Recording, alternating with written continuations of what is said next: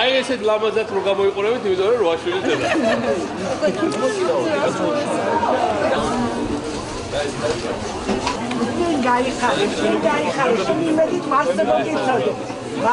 მადლობა. შენი ოჯახის წევრების გამრავლების გაზრდილი. ჩვენთან წასიკეთოთ მიერბასო. აგ გამოდეთ.